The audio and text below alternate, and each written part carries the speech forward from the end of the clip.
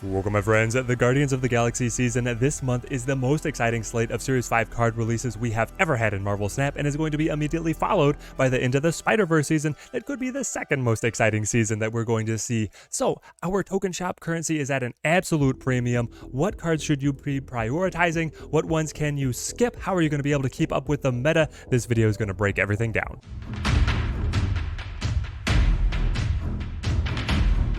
We're going to be moving very fast, but it bears mentioning what are the Series 3 cards that should have the highest priority for you to grab out of the shop as your free card every season. I'm going to say start left to right here, and the plug-and-play pieces are absolutely incredible here. The Sarah, Doctor Doom, She-Hulk, and Wave, and that is my priority in between them if you have to decide in between which one of these you are going to grab. These guys are in all of the top decks right now. They are cornerstones to being able to build a lot of the most competitive lists, and they have been dominant for multiple seasons. So it's very reliable recommendations here. You really want to have these before you start expanding into more niche deck building options in Series 3. But once you have those, then we do get to start expanding. We're looking at the amplifier category in the middle and the cornerstone pieces on the right, opening up more niche single purpose decks, but still really gaining access to new archetypes here on the right, and then the amplifier is able to supercharge a lot of lists that maybe you were already building down in Series 2. On reveal synergies in the Wong and the Absorbing Man, and ongoing synergies in the Mystique. I think the Mystique is really the standout here, and she could get pushed over into the plug-and-play kind of priority category with how many different decks she is able to powerfully impact and how strong she is in the meta right now. And then, if you have all of these cards already, then you're looking down at the honorable mentions. Electro headlining Ramp has been a great and very accessible list, season in and season out. Valkyrie, an incredibly powerful card, new addition to Series 3. A little bit harder to get going. She's going to have synergies with a lot of other Series 3 cards that you want to have before you can build her best decks. So that's why I'm putting her down just in honorable mentions. Very similar story with the Zero. Hood is just my favorite card, so I had to throw him in here. I love playing him in as many decks as possible, and I'm always happy when I'm able to get him down to the board. Spider-Man and Super Skrull hopping out here. Big shout out to the Spider-Man. Enormous surge in meta presence right now. Location lockdown is all the rage. I think people are finally unlocking the potential of Spider-Man, and it can solo win you matches in how he's able just to drop on turn 5, block the opponent from being able to answer at a key location, and then with another powerful control card or combo on your other lane, you grab the win right there. Super Skrull might be a little bit of a holdout on the previous meta where ongoing engines were absolutely everywhere, but I think that he is still going to be fantastic in seasons to come. Now we're going to be looking at Series 4, and we can get rid of this one very quickly. We have a great series drop in the Null, Hawk, Silver Surfer, and the Sentry coming down into Series 3, so avoid buying these. These are good cards, but don't buy them. They're coming down into Series 3 to make them way more accessible. The one that's a buy is the Zabu. He is so good even after he got nerfed. He is still everywhere in the meta, especially paired up with the Sarah, of course, and the Hawk, who is about to be coming down, but a lot of other lists are thriving on the Zabu as well. So he is your grab. With how many really exciting Series 5 cards, I'm not recommending picking up too many of these Series 4 cards, but the Zabu would be the exception if you need to add him to your collection. Now, shoutouts in the fanboy specials. The hottest deck in the meta right now has Stature. Stature Black Bolt combo is popping off right now. So if you want to stay riding the meta fads, then you're going to have to get Stature. That's a core piece of what the deck is trying to do, but it's only in that one deck, and that deck has not been alive for even more than 5 minutes effectively. So I want to see a little bit more before I would put it all the way up into it's a buy, but just want to put that on your radar. MODOK is continuing to lead discard into a very strong space in the meta. Sort of a gatekeeper to the powerful meta lists. You can definitely hit infinite with a MODOK discard deck. I love the Sauron efficiency tempo plays, similar to the Zero, opening up all of these powerful cards that otherwise have negative ongoing abilities. And then the not worth it category. I feel a little bit bad associating Shadow King and Ghost alongside the likes of Dazzler. Shanna, man, Jerry's really out on Shanna. She is just so chaotic. It's not that Ghost and Shadow King are bad cards, it's just definitely not recommending spending tokens on them while there's so many many other exciting releases right around the corner. So let's get to what everybody wants to see, the Series 5 cards. Oh my goodness. What cards are worth your tokens? What should you be prioritizing in a slate of excellent releases across the board? We are projecting out all the cards that are releasing this month and all the cards that are releasing next month as well, making sure that you do have the time to hoard your tokens and key in on the best cards that are going to be coming out for your collection and what you want to build. Let's cover the big bads quickly here. High Evolutionary has been confirmed that he is a current big bad. The developers are working on card acquisition changes that could change how all of these cards are categorized, but right now we have to give recommendations within the framework that we know. High Evolutionary is a current big bad, and he is ranking second on my priority of acquisition list behind only Thanos. Thanos has absolutely weathered the Quinjet and Lockjaw nerfs that was hitting his core deck, and he is a meta monster. He's still able to hit infinite with a number of different lists. He's been able to adapt, still find excellent success. You can't go wrong with Thanos. He is incredibly fun to be able to play with right now. And then I'm going High Evolutionary. Also seems like he is unlocking huge potential similar to Thanos with building around the stones, being able to build around the unlocked powers of these cards that previously didn't have abilities. Man, High Evolutionary is going to be incredibly exciting, and I don't think that he's only going to be a one-list wonder. I think there's going to be multiple ways to be able to build out with him, and I think that he is going to be competitive. So I'm very excited for High Evolutionary. More excited for High Evolutionary than I've ever been for another card releasing in Snap, period. Then third is Galactus. He's just so telegraphed right now. People are bored of playing him. People are bored of playing against him. The climb is consistent, but it is incredibly slow, though I think in the current state of a very prevalent lockdown meta, Galactus is struggling a little bit right now, so I'm putting him in third, and then Kang is a distant fourth, just not really adding a lot that we've been able to see on the ladder. Now let's look at what we've got on the right here, the wait for drop category, and let's go ahead and show the snow god of the Stegron getting covered up by the webcam, which is a fair point. They are incredibly forgettable. Those are cards I'm not even going to be excited when they drop into Series 3. These other pieces, while some decent cards, they have their uses, they're not going to be able to command the 6K price point. Master Mold and Hitmonkey, I think, are going to be buys when they're down into Series 4. Negasonic, Nimrod, and Silk, might as well just wait until they drop down to Series 3. Of course, Silk currently unreleased, haven't been able to see where she slots in. 2-5 stat line is great, but she's incredibly chaotic, moving around randomly. So with that level of chaos, it's going to be hard to see where she is really going to land. Maybe I'm underrating her currently, but we'll know in the coming months. Now, front and center, our top priorities. These are all cards that I would say would be a buy in Series 5, would be worth the tokens, but there's 7 of them here, guys, and we're only going through the next 2 months. Most players are not going to be able to acquire enough tokens to pick up all 7. So let's go in deeper and talk about priorities. We are going left to right, top to bottom in the list here, but we're going to break it down, starting us out with the High Evo. Whoo, baby. Most highly anticipated card Marvel Snap has ever had. The base 4-7 stat line I could honestly see getting nerfed, as like how they could choose to nerf this list, similar to how Mr. Negative started out as a 4-4 and then his power on his body kept on getting whittled down. We'll see what happens. At the start of the game, unlock the secret ability of all your cards with no abilities. Ben Bro revealed that he pitched this card as a joke, and the developers just ran with it, and I am so happy that they did. I'm incredibly excited to get my hands on this guy. If you could only buy one card this season, this is going to be it, opening up a brand new archetype in the game, the likes of which that we've never seen before. It's effectively 7 cards bundled into one, because all of the cards with no abilities are gaining these secret abilities, and they are effectively falling into 2 categories. You have a set of cards that are debuffing the opponent and then building toward a very cheap abomination, and then you have a set of cards that benefit from passing energy and build toward a very powerful Hulk drop at the end. Run them all together, run them in separate halves, run just a couple cards alongside High Evolutionary in the shell of other powerful lists. I think there's a lot of possibility here, and I think it's going to be quite competitive. Very excited for when he drops in the middle of the month. If you can buy 2 Series 5 cards this month, then the second pickup I'm going to say is Iron Lad.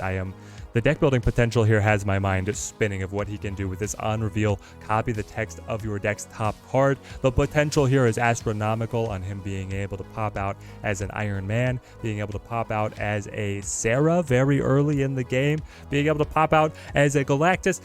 I could go on and on. The possibilities here are amazing. The thing is that they're going to be inconsistent, and lining up a consistent combo is going to be effectively impossible. It's just the slot machine of what is on top of your deck.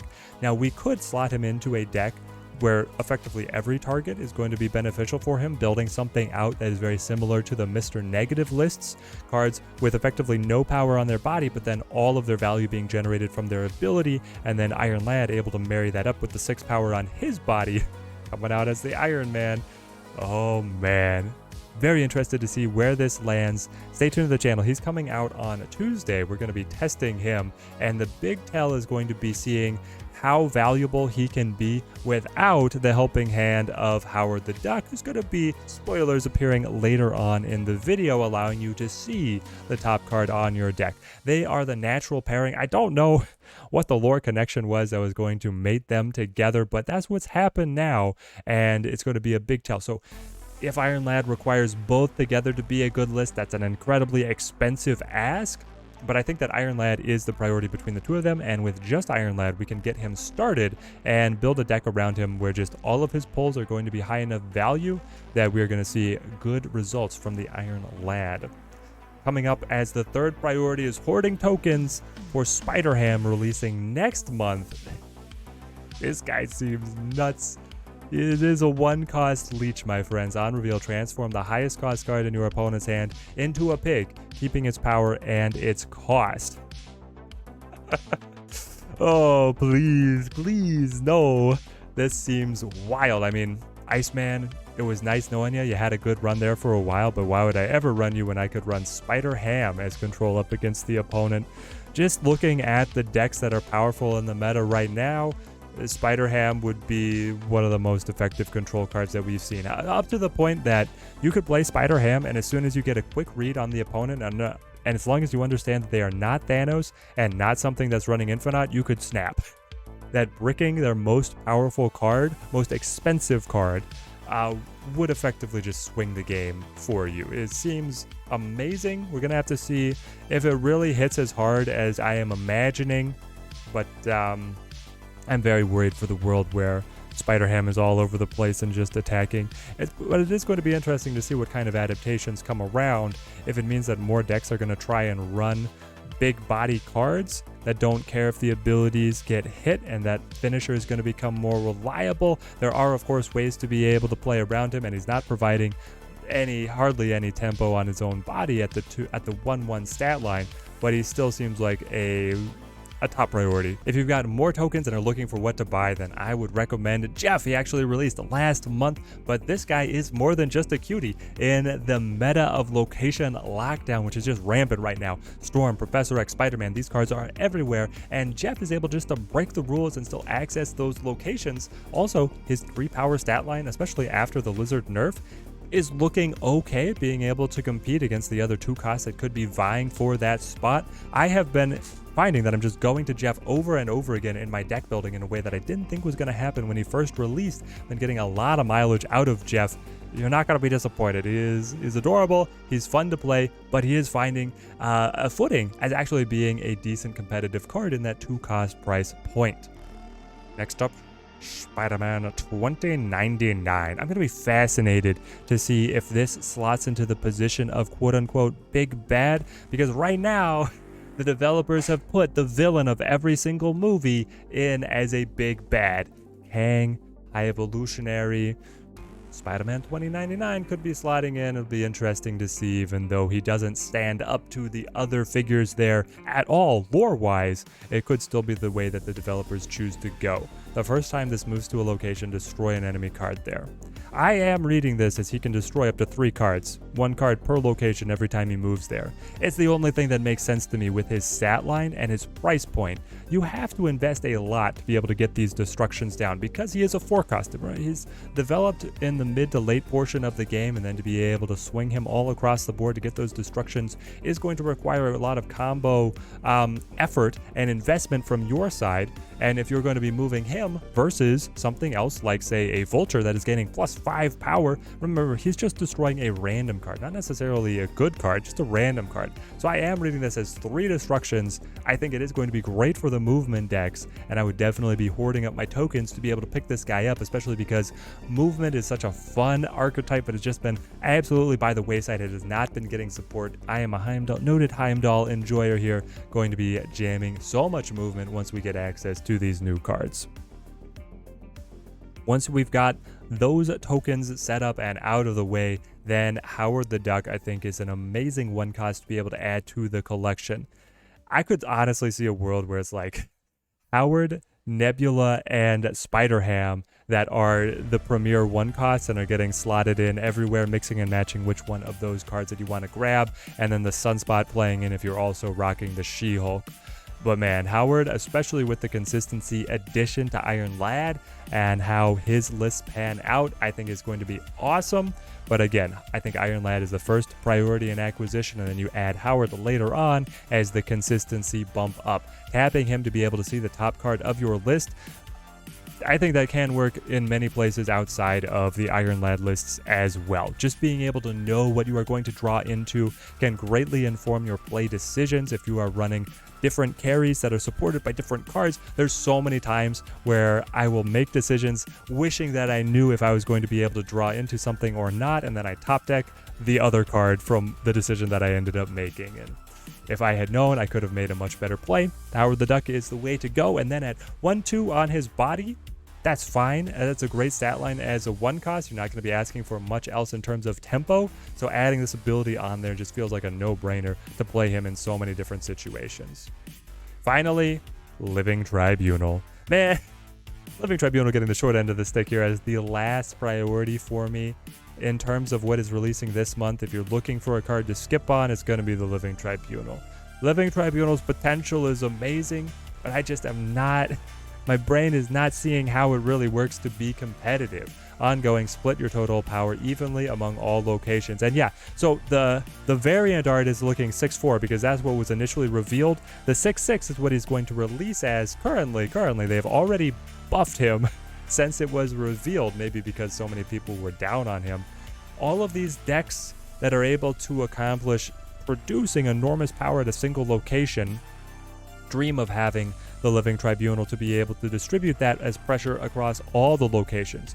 The problem is, every one of those decks, if I ask them to play an extra 6 cost, just break down. So I think it's going to be very hard to build around this guy, and he's going to be incredibly susceptible to control pieces. So I think those are what's holding him back. If he had released last month, then I think there would have been so much more excitement around getting him and getting him to play around. He blows Snow Guard and Stegron out of the water. But coming in the face of all of these other cards, it's going to be hard to be able to fit him in and to justify the token expenditure when I don't see an immediate list that is going to be able to excel with him added into the collection. I'm still going to be excited to testing him. I'm going to be acquiring all of these cards, so stay tuned to the channel to be able to see how they pan out once we really have them in gameplay. And if you have any wild ideas on what kind of list will be able to excel with these pieces, let me know in the comments down below, and we'll probably be giving them a jam on the streams. Final note is that Kitty Pryde, yes, is coming out for free with the mid-season balance patch, so you could be excited for Bounce to have a little bit of rejuvenation, a great option to be able to keep Nebula down because you keep playing and recalling her over and over again. And I can't wait to get my my Kitty Pryde back in my hands. I bought this card with the 6K tokens. I was recommending her at the full price, and then she got cut out because of the bug. Now coming back free for everybody is just an amazingly exciting time for the Bounce list. So there's everything that we're looking at. You're also gonna have to let me know down in the comments what cards you are most excited for, and again, any decks that you think are gonna be able to pop off with the Iron Lad in particular, and the Living Tribunal, I suppose, but Iron Lad coming out on Tuesday. Stay tuned to the channel to be able to see what we are able to make of him, and if he can exceed our expectations or if he falls flat. Until next time, thank you guys for watching. Keep on snapping.